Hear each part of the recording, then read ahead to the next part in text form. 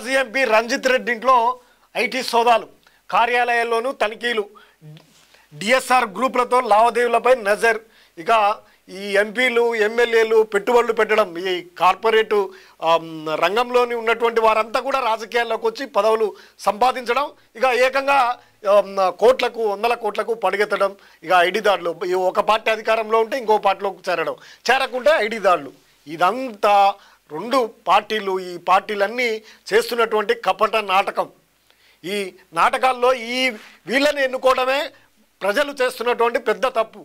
ఇటువంటి కార్పొరేట్ నాయకులని ఎన్నుకోకుండా అడ్డుకోవాలి, వారికి టికెటే రాకుండా ఒకటి నలుగురు ఐదుగురు ఓడగొట్టేస్తే మళ్ళీ అటువంటి వాళ్ళు మళ్ళీ రాజకీయాల్లోకి రారు, ఇటువంటి మేధావులంతా. కాంగ్రెస్ నేత చెవెళ్ల మాజీ MP Ranjith Reddy big shock తగిలింది. ఐటీ అధికారులు ఇవాళ ఆయన కాళ్ళు, ఇల్లు, కార్యాలయాల్లో ఆకస్మిక తనిఖీలు చేపడుతున్నారు.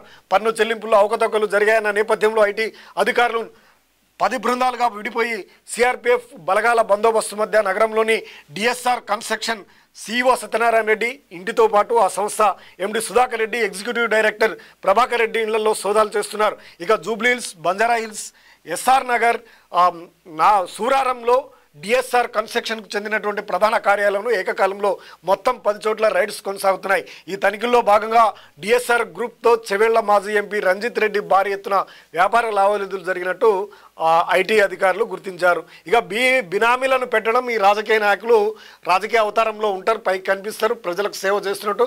కానీ బినామీలను పెట్టి ఇటువంటి అనేకమైనటువంటి కంపెనీలను తెరిచి అనేక మార్గాల్లో అక్రమ మార్గాన దోచుకుంటున్నటువంటి పరిస్థితి మనము ఎన్నో చూస్తూ ఉన్నాం. ఇటువంటి వారికి తగిన శాస్తి జరగాలి.